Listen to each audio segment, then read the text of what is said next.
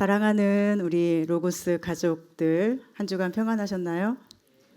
오늘도 여러분과 함께 이렇게 건강한 모습으로 만나고 하나님을 예배할 수 있어서 참 감사하고 기쁩니다. 오늘 하나님이 주시는 말씀이 우리를 위로하시고 그래서 우리가 서로 더 용서하고 사랑하며 하나님의 따뜻한 나라 세워갈 수 있기를 소망하고 축복합니다. 오늘 하나님은 우리에게 이렇게 말씀하셨어요. 악에게 지지 말고 선으로 악을 이기라. 이 말씀을 오늘 나에게 주시는 말씀으로 받으셨으면 좋겠습니다. 세상은 악하고 우리는 세상을 이기는 그리스도인이어야 하기 때문이죠. 선으로 악을 이긴다라는 것은 무엇일까요? 우리는 쉽게 사회 정의를 위해 싸우는 것이라고 생각하는 것 같아요. 또 공동체에 어떤 잘못된 것이 있으면 다 처단하고 제거하라는 것처럼 생각하기도 합니다. 조금이라도 나빠 보이는 것은 없애버리고 내가 보기에 선해 보이는 것만 남겨놓으려고 합니다. 우리는 그런 우를 범하기 쉬워요. 그런데 예수님은 가라지를 다 뽑겠다고 하는 제자들에게 뭐라고 하셨나요? 뽑지 말고 추수 때까지 놔두라고 하셨어요. 선과 악의 대결이라고 할 때 무엇이 선이고 무엇이 악일까요? 선으로 악을 이긴다는 것이 무슨 뜻일까요? 여기서 우리가 기억해야 되는 것은 선은 하나님이라는 사실입니다. 하나님 외에는 선이 없다는 사실입니다. 예수님이 그렇게 말씀하셨죠. 네가 어찌하여 나에게 선하다고 하느냐. 하나님 한 분 외에는 선한 이가 없다. 우리가 보기에 선하다 악하다 하는 것은 그 기준이 내가 되는 것인데 우리의 선의 기준은 오직 하나님이셔야 된다는 것을 우리가 기억해야 합니다. 그렇다면 선으로 악을 이긴다는 것은 무슨 뜻인가요? 바로 하나님으로 악을 이기라는 거죠.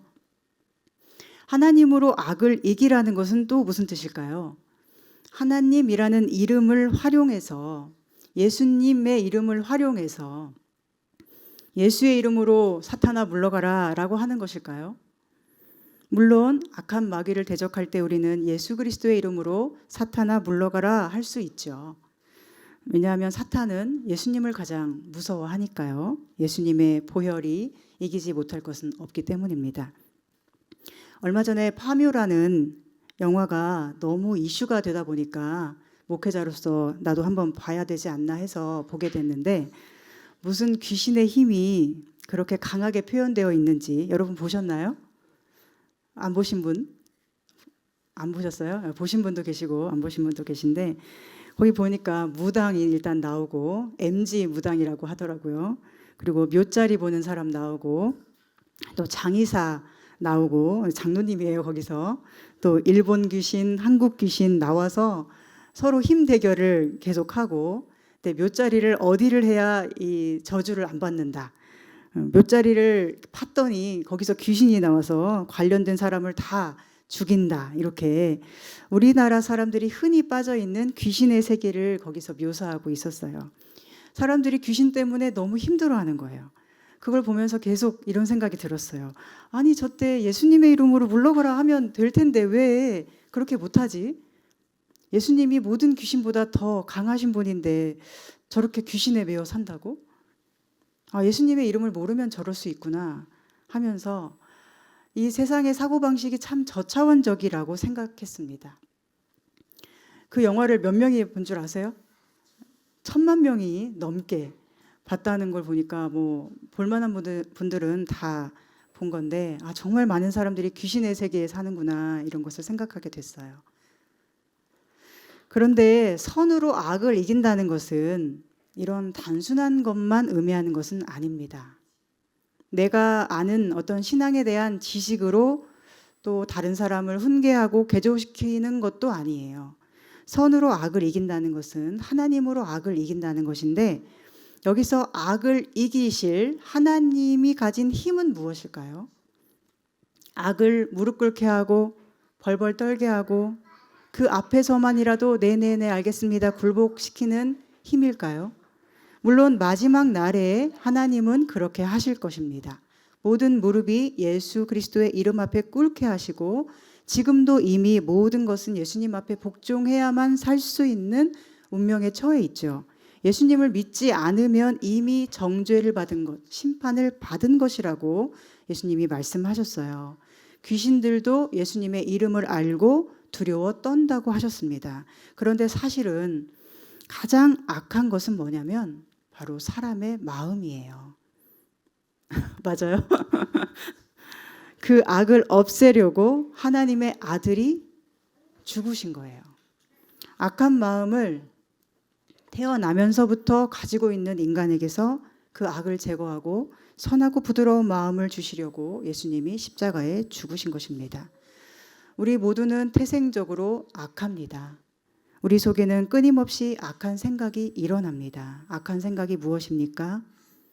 큰 죄, 작은 죄. 세상에는 많이 있지만 진짜 가장 악한 죄는 하나님을 인정하지 않는 죄예요. 하나님을 섬기지 않는 것이 가장 큰 죄입니다. 그 악을 제거하는 것이 하나님의 목적이에요. 사람 관계에서도 서로를 존중하지 않으면 함께 오래 지속되기 어렵죠. 부모가 자식을 존중하지 않고 또 반대로 자식이 부모를 존중하지 않는다면 어떻게 부모 자식 관계가 좋을 수 있겠습니까? 부부 관계도 마찬가지죠. 또 우리 교우 관계도 마찬가지고요. 또 목회자인 저와 여러분의 관계도 마찬가지예요. 서로가 서로를 존중함이 없다면, 즉 어느 한쪽에서만 다른 한쪽을 존중해야 되는 관계라면 그 관계는 지속되기가 어려워요. 한쪽이 지치니까요. 아담과 하와가 하나님께 범죄하고 이제 에덴 동산에서 쫓겨나게 되었습니다. 그런데 하나님은 그들에게서 악을 제거하고 다시 사랑하며 함께 하나님과 함께 할 수 있는 방법을 약속해 주셨어요. 그것이 뭐죠? 바로 아담의 후손으로 오실 예수 그리스도께서 사탄, 즉 뱀의 머리를 부수고 발 뒤꿈치를 상하면서까지 모든 악을 깨뜨리신다는 약속이에요. 하나님은 악을 어떻게 이기신 것입니까? 사랑으로 이기신 거죠. 그렇다면 하나님으로 악을 이긴다는 것의 의미는 분명합니다. 바로 사랑으로 이기는 거예요. 사랑으로 오래 참는 것입니다. 구약 성경 예레미야서에 보면 예레미야 선지자가 이렇게 하나님께 심정을 토로하고 있어요. 여호와여, 주께서 나를 권유하심으로 내가 그 권유를 받았사오며 주께서 나보다 강하사 이기셨으므로 내가 조롱거리가 되니 사람마다 종일토록 나를 조롱하나이다. 내가 말할 때마다 외치며 파멸과 멸망을 선포함으로 여호와의 말씀으로 말미암아 내가 종일토록 치욕과 모욕거리가 됨이니이다. 내가 다시는 여호와를 선포하지 아니하며 그의 이름으로 말하지 아니하리라 하면 나의 마음이 불붙는 것 같아서 골수에 사무치니 답답하여 견딜 수 없나이다. 나는 무리의 비방과 사방이 두려워함을 들었나이다. 그들이 이르기를 고소하라, 우리도 고소하리라 하오며 내 친한 벗도 다 내가 실족하기를 기다리며 그가 혹시 유혹을 받게 되면 우리가 그를 이기어 우리 원수를 갚자 하나이다. 예레미야 20장 7절에서 10절에 이렇게 호소합니다. 이 말씀에서 우리가 알 수 있는 것이 있는데요. 무엇일까요? 바로 이스라엘의 그 백성들이 하나님의 말씀을 전하는 선지자 예레미야를 계속 이기려고 한다는 거예요. 예레미야가 외치는 예언의 말씀이 불편했고 싫었기 때문에 예레미야가 실족하기를 기다린다고 하죠. 예레미야가 유혹받기를 기다렸다고 고소하겠다고 합니다. 가두겠다고 합니다. 예레미야를 원수로 여깁니다. 왜요? 그렇지 않아도 불안하고 두려운 우리들에게 왜 재앙을 선포해서 이렇게 마음을 괴롭게 하느냐인 것이죠. 그래서 예레미야를 비방하고 괴롭히고 이기려고 애를 씁니다. 협박하고 죽이려 해요. 예레미야가 이런 고백을 하게 된 배경처럼 보이는 본문이 그 앞에 1절부터 나오는데 바스훌이라는 제사장이 예레미야가 하는 예언을 듣고 예레미야를 때리고 목에는 나무고랑을 씌워서 가두어 버린 거예요. 이런 일이 단 한 번만 살다가 일어나도 사람은 트라우마라는 것을 갖게 되지 않습니까? 그런데 예레미야에게는 이런 일들이 여러 번 일어나고 왕과 백성들 거의 모두에게 비방받고 있으니 그 마음이 살아도 사는 것이 아닌 고통을 겪고 있습니다. 그러니 보통의 사람이라면 이럴 때 어떻게 하기 쉬울까요?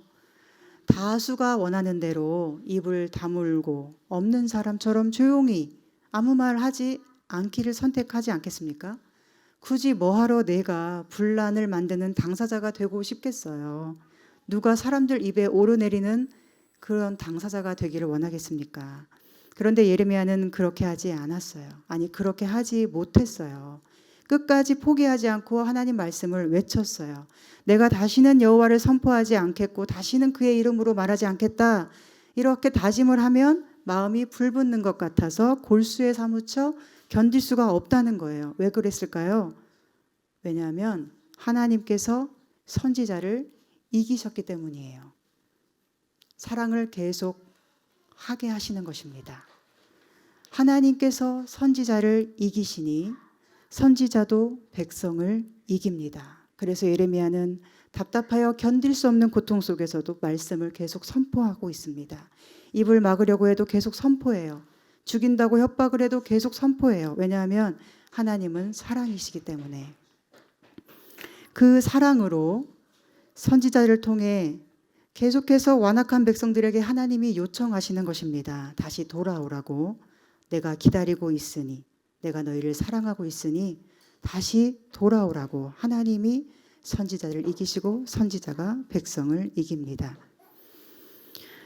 그 사랑의 힘이 선지자를 이겨서 선지자가 백성을 이기고 그래서 죽이겠다고 하는 백성을 향해 계속해서 하나님의 사랑이 숨겨져 있는 재앙과 멸망의 예언을 하게 되는 것입니다.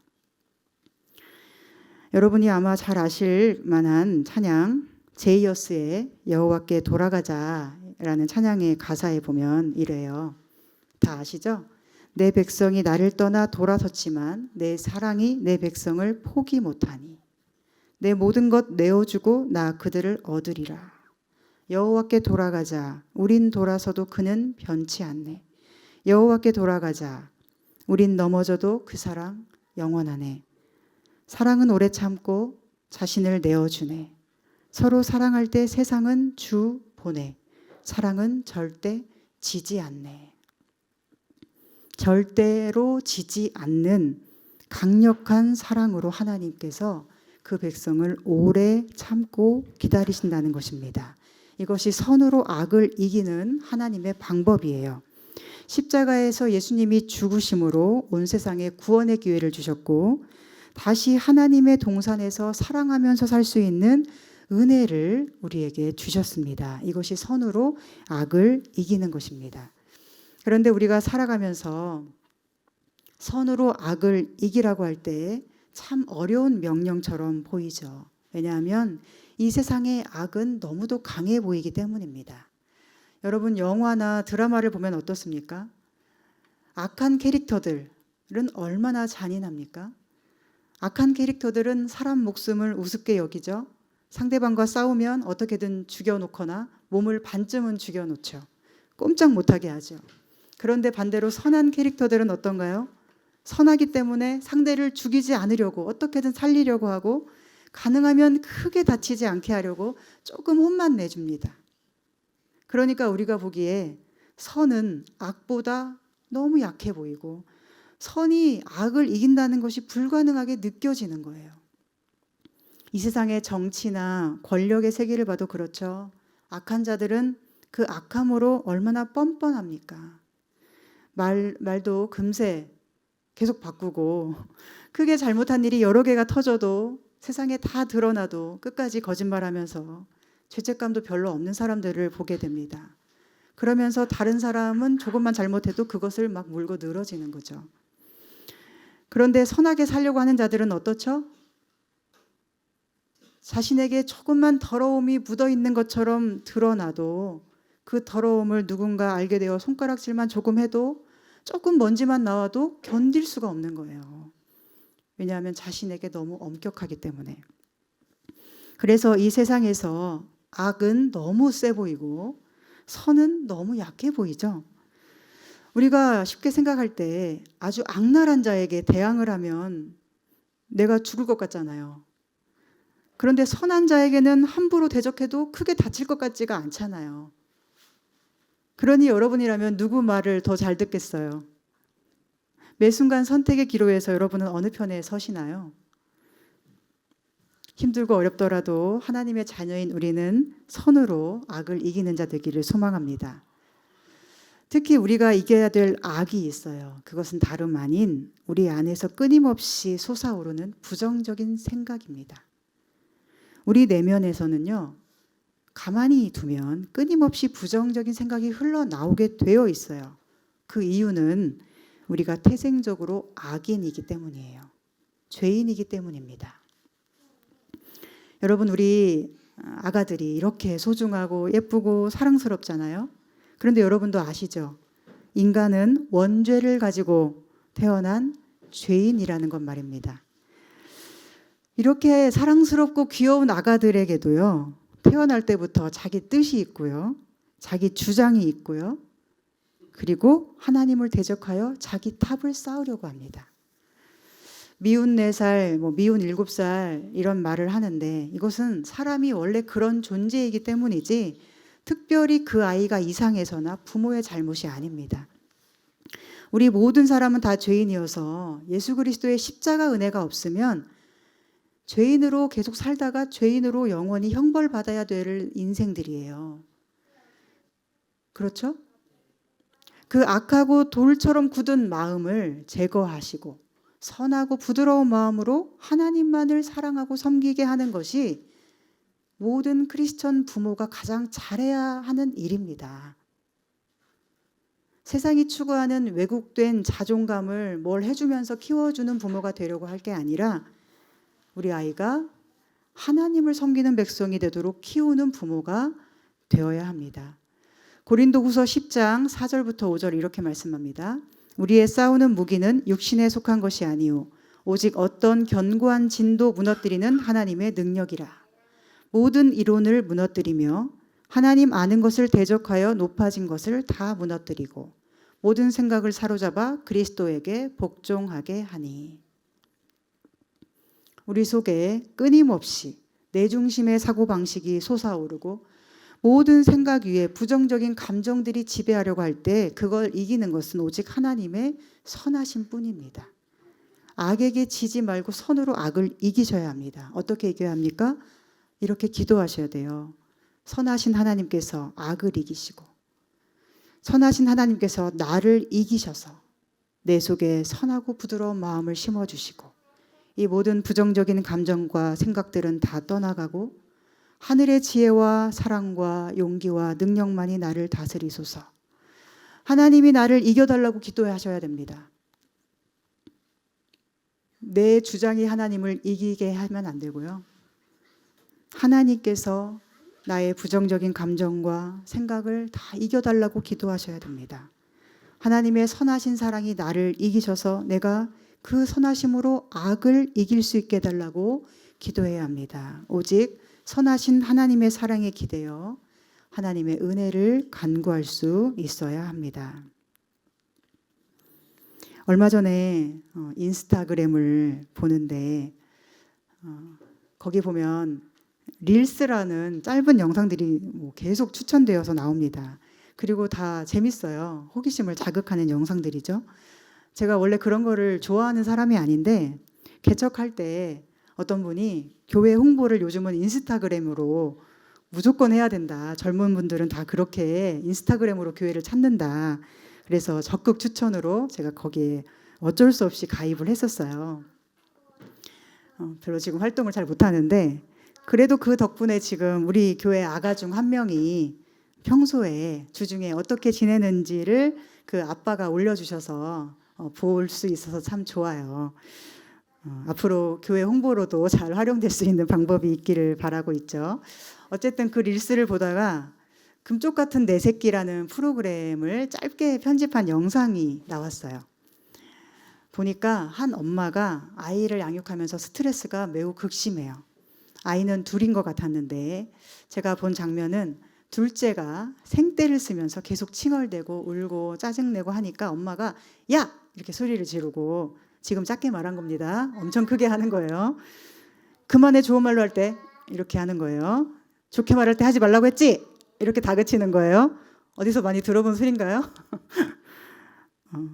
아가가 계속 칭얼대면서 엄마한테 안기려고 하니까 가! 이렇게 이성을 잃고 폭발합니다. 괴성을 질렀어요. 그때 첫째 아이는 엄마가 화내니까 무서워하고 눈치 보고 있고, 이제 엄마가 정신이 들고 나니까 마음이 너무 괴로운 거예요. 이렇게 소중한 아이들에게 내가 무슨 짓을 한 것인가. 그런데 이미 되돌릴 수 없는 노릇이잖아요. 계속 이런 일상이 반복되었을 것입니다. 그 모습을 영상으로 보는 그 연예인 패널들이 눈살을 찌푸리고, 그러나 육아의 스트레스를 알기 때문에 이해를 또 하고, 그러나 엄마가 소리 지를 때 아이가 받을 스트레스를 알기 때문에 굉장히 괴로워하면서 어쩔 수 없이 다 지켜보고 있었어요. 그런데 그 후에 편집된 영상이 모두를 울렸습니다. 그 아이 엄마가 이제 자기 친정 엄마 아빠와 함께 밥을 먹다가 이렇게 이야기하는 거예요. 내가 애들을 다 망치는 것 같아. 그러자 친정 엄마가 이렇게 물어요. 너 지금 쟤네들 연년생 2명 키우느라 잠 못 잔 거 벌써 4년째지? 그러면서 말해요. 네가 너무 많이 지쳐 있어서 그래. 그리고 또 말해요. 그게 다 힘들어서 그래. 옆에 있던 아빠도 거들어요. 그게 다 네가 책임을 져야 된다고 생각해서 그래. 그리고 나서 엄마가 다시 이렇게 말해요. 저번에도 엄마가 그랬잖아. 네 자식은 쟤네들이지만. 그러면서 엄마가 울음이 터져 나오는 거예요. 이어서 이렇게 말합니다. 내 자식은 너라고. 네 자식은 쟤네들이지만 내 자식은 너야. 그러면서 엄마가 딸을 부둥켜 안고 따뜻하게 다독여 줍니다. 네가 너무 지쳐 있어서 그래. 네가 너무 힘들어서 그래. 네가 다 책임져야 한다고 생각해서 그래. 네 자식은 쟤네들이지만 내 자식은 너야. 친정 엄마의 그 따뜻함 속에서 이 아이들의 엄마는 뭘 생각했을까요? 저는 이 엄마와 이 딸의 관계가 바로 하나님을 아버지로 모신 우리의 모습이 되어야 되지 않을까 생각했습니다.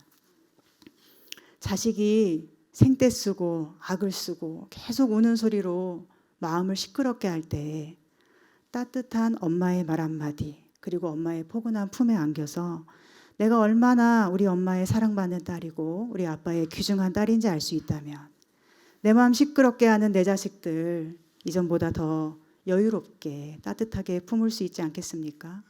그리고 이것이 선으로 악을 이기는 것이지 않을까요? 선하신 하나님 품에서, 그 품에 안겨서 내가 하나님의 사랑받는 귀한 자녀라는 사실을 다시 한번 인식하고, 아, 내가 자식 키운다고 혼자 이렇게 소리 지르며 괴로울 필요가 없구나. 그래, 나 하나님의 자녀였지. 나 하나님의 아들이지. 나 하나님의 딸이지. 하고 느낄 수 있다면 조금은 더 수월하게 어려운 상황들을 헤쳐갈 용기가 생기지 않겠습니까? 이것이 단지 자식 키우는 이야기입니까? 우리가 사랑해야 될 많은 사람들, 우리가 감당해야 될 많은 어려운 상황들, 그리고 그 속에서 솟아나는 내 안의 분노와 짜증들, 어떻게 자식처럼 사랑하며 이길 것인가의 문제입니다. 생떼 쓰는 자식에게 생떼를 쓰는 것은 악으로 악을 이기는 것이죠. 또한 내가 자식을 다 망치는 것 같아 라고 자책하고 낙심하는 것도 악으로 악을 이기려는 것입니다. 그러나 그 친정엄마가 딸에게 해준 것은 선으로 악을 이기는 법을 자신의 몸으로, 자신의 대화로, 또 자신의 눈물로 가르쳐 준 것입니다. 구약시대 이스라엘 백성들은 하나님께 생떼를 쓰는 자식과 같았어요. 예레미야는 그런 자식들에게 아, 왜? 가! 이렇게 소리 지를 수도 있었겠죠. 아니면 다 포기하고 낙심해서 아기들을 놔두고 집 나가는 엄마처럼 백성들한테 아무 말도 안 할 수 있었어요. 백성들을 버릴 수도 있었어요. 그러나 이것은 악으로 악을 이기려는 것이죠. 그러나 선하신 하나님, 사랑이신 하나님이 예레미야 선지자를 이기셨으므로 예레미야 선지자는 자기 안에서 끊임없이 솟아올랐을 부정적인 생각과 감정을 다 이기고 입을 막아야 하나, 이제 그만해야 하나, 그런 그 답답함을 견디며 모욕감과 치욕스러운 상황들을 버티면서 악한 백성을 끝까지 하나님 사랑으로 이기고 하나님이 보내신 그 자리에 그대로 서 있었습니다. 오늘 우리가 악한 세상에서 선으로 악을 이기는 것, 방법은 딱 한 가지밖에 없어요. 그것은 사랑입니다. 사랑으로 오래 참는 법을 배우는 것입니다. 그리고 그 오래 참아주는 것을 가장 먼저 자기 자신에게 해줄 줄 알아야 됩니다. 그 사랑을 하나님에게서 배워야 돼요. 하나님의 사랑에 푹 잠겨 있으셔야 됩니다. 하루에 몇 분이라도 하나님의 따스한 위로의 음성을 듣고 살아야 됩니다. 그래야 우리가 작아지지 않고 굳어지지 않고 소리 지르지 않고 내게 주어진 이 땅에서의 사명을 사랑으로 감당할 수 있습니다. 여러분, 상황이 정말 너무 어렵고 그 기간이 길게 지속되다 보면 누구나 마음이 굳어지고 작아지기 마련이에요. 천국과 지옥의 이혼이라는 C.S. 루이스의 책을 보면 레이디라는 한 여인이 나오는데 그녀가 죽은 후에 살아 생전에 자기를 몹시 괴롭혔던 남편을 내세에서 만나는 장면이 나옵니다. 아마도 살아있을 때 이 레이디라는 여인은 몹시도 서글프고 가난하고 힘든 삶을 살았던 것처럼 표현되어 있어요. 남편에게 늘 구박을 받고 남편이 하는 말에 다 무조건 따라야 하는 슬픈 삶이었던 것으로 보여요. 즉 세상에서는 아주 작은 사람이었던 레이디입니다. 그런데 남편이 천국에서 이 레이디를 만났을 때 레이디는 모든 사람의 사랑을 받는 여왕과 같은 커다란 존재로 소설에 묘사됩니다. 많은 사람들이 그녀를 좋아하고 그녀를 따릅니다. 세상에서와 완전히 반대가 되었어요. 그런데 그녀를 괴롭혔던 남편은 몹시 처량한 모습으로 그 아내였던 레이디를 만나는 거예요. 그 남편은 어떤 모습일까요? 자기 자신이라고 하는 그 알맹이는 몹시 작은데 옆에 쇠사슬 같은 것으로 자기를 대신 연기해주는 연극배우를, 멋진 모습을 한 연극배우를 끌고 다니면서 자기가 큰 사람인 척 연기하는 거예요. 세상에서 그렇게 살았다는 거죠. 레이디는 남편이 손에 잡고 있는 연극배우 따위는 쳐다보지도 않고 그 남편의 작은 난쟁이 같은 모습을 보면서 말하는데 남편은 자꾸만 자기가 하지 않고 연극배우가 말하게 합니다. 그래서 레이디는 늘 진심으로 말하고 진실을 말하려고 하는데 남편은 허세를 부리고 자신의 참된 마음을 말하지 못해요. 그러다 결국 어떻게 되냐면 그 작은 알맹이 같은 모습이 점점 더 작아지고 더 작아지고 더 작아져서 마침내 땅바닥에 있는 아주 작은 개미들이나 다닐 만한 구멍으로 들어갈 정도로 작아집니다. 그리고 들어가요. 저는 이것이 바로 루이스가 지옥을 사는 사람의 모습을 잘 묘사한 것이라고 생각했습니다. 우리는 악한 세상에서 때로 연기를 하고 내 내면은 작고 보잘것이 없는데도 나의 외면이 매우 멋지고 근사한 것처럼 포장하고 싶어 해요. 그러나 우리가 보살펴야 하는 것은 우리의 내면이죠. 우리의 내면이 이 소설의 레이디처럼 크고 웅장하고 아름답고 고귀해져야 합니다. 그래야만 악에게 지지 않고 선으로 악을 이깁니다. 하나님은 이 어둠의 세상에서 자꾸만 악에게 질 것 같고 커다란 악의 힘 앞에서 위축이 되고 돈과 권력의 세계 안에서 움츠리게 되는 우리에게 말씀하십니다. 작아지지 마. 작아지지 마. 너는 큰 존재야. 넌 내 자식이야. 내가 너와 함께 있어. 내가 너에게 힘을 줄 거야. 이사야 41장 10절입니다. 두려워 말라. 내가 너와 함께 함이라. 놀라지 말라. 나는 내 하나님이 됨이라. 내가 너를 굳세게 하리라. 참으로 너를 도와주리라. 참으로 나의 의로운 오른손으로 너를 붙들리라. 요한 3서 1장 2절입니다. 사랑하는 자여, 내 영혼이 잘됨 같이 내가 범사에 잘되고 강건하기를 내가 간구하노라. 우리는 레이디의 남편처럼 나의 연극 배우를 크고 멋지게 보이고 싶은 욕구를 가지고 있어요. 그러나 하나님은 다 알고 계십니다. 하나님은 우리 내면이 레이디처럼 크고 아름다워지기를 기대하십니다. 우리 영혼이 잘 되기를 바라십니다. 우리 내면이 튼튼하기를 바라십니다. 세상의 돈과 권세, 악한 것들 앞에서 작아지지 말고 위축되지 말고 하나님의 권세와 능력으로 굳건하라고 말씀하십니다. 이스라엘 백성들이 예레미야 선지자에게 악하게 굴었잖아요. 그 이유가 뭘까요? 그것은 자신들이 하나님 없이는 살 수 없다는 것을, 그런 존재라는 것을 잘 몰랐기 때문인 것 같아요. 그래서 하나님이 보낸 선지자를 무시하고 하나님의 말씀으로 듣지 않습니다. 이것은 마치 우리 아가들이 엄마가 주는 밥은 별로 맛이 없다고 한 입 먹고 돌아다니면서 다른 젤리 달라고, 사탕 또 마이쮸 같은 거 달라고 떼쓰는 것과 비슷해요. 엄마가 보기에는, 아빠가 보기에는 얘가 이 밥을 먹어야 영양분이 골고루 채워져서 사는데 계속 몸에 나쁜 과자만 달라고 하는 거죠. 그러나 엄마는 어떻게 하죠? 끝까지 기다려서 밥을 먹여주죠. 때로 아이가 말 안 듣고 고집 부리기도 하지만 엄마는 뭘 알아요? 왜 기다려요? 이 아이가 나 없이 살 수 없지. 아기도 말을 안 들으면서도 직감적으로 알아요. 나는 엄마 없으면 살 수 없어. 그래서 때를 쓰다가도 엄마를 봐요. 엄마를 살펴요. 우리의 처지가 이와 같습니다. 우리는 하나님 없이 살 수 없습니다. 하나님은 그것을 아시고 우리를 살리시려고 계속 기다리고 계십니다. 우리가 밥 대신에 마이쮸나 먹으려고 하고 탕자처럼 아버지와 함께 있는 것은 재미없다고 돈 좀 달라고 하고 떠나려고 할 때 하나님은 상처를 온몸에 받으시면서도 우리를 기다리십니다. 그 이유는 우리가 하나님 없이는 돼지가 먹는 먹이나 먹어야 하는 탕자 같은 존재임을 아시기 때문이고, 또한 하나님은 우리를 너무 사랑하셔서 우리의 악함을 그 사랑으로 이기시는 것입니다.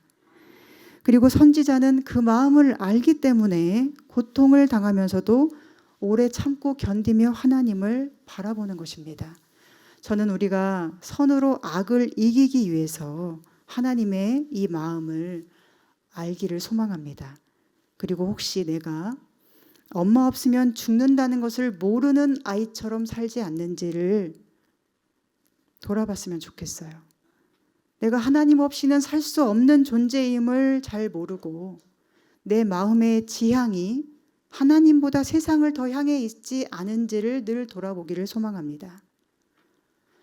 최근 동성애자 문제가 굉장히 큰 이슈가 되어 있지만 동성애의 진짜 문제는 무엇입니까? 자기의 성적인 지향이 하나님을 사랑하는 지향보다 능가하는 것이 문제예요. 나의 성적 지향이 하나님 지향을 이겨버리는 거예요. 그러면 동성애자만 죄인입니까? 우리 마음의 지향이 하나님보다 세상을 더 향해 있고 나의 주장, 내 경험, 내 생각이 하나님의 말씀을 이겨버리면 우리 역시 동성애자와 전혀 다를 것이 없는 것입니다. 어떤 교회 청년이 동성애를 반대하면서 시위까지 하는 교회 목사님에게, 자기 목사님에게 이런 편지를 보냈다고 해요. 목사님, 저는 동성애자입니다. 그러나 제발 내치지만 말아주십시오. 그 목사님이 말해요. 나는 동성애를 반대하지만 내치지만 말아달라는 아이를 내가 어떻게 내치겠느냐고. 우리도 오늘 고백해야 합니다. 하나님, 하나님보다 저의 마음이 다른 곳을 향해 있었습니다. 그러나 내치지 말아주세요. 잘못한 것 고칠게요. 이제는 말 잘 들을게요.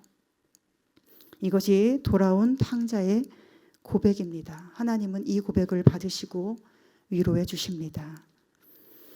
사랑하는 여러분, 하나님은 여러분을 사랑하십니다. 그 사랑의 힘으로 악에게 절대 지지 말고 선으로 이기시는 여러분 되기를 소망합니다.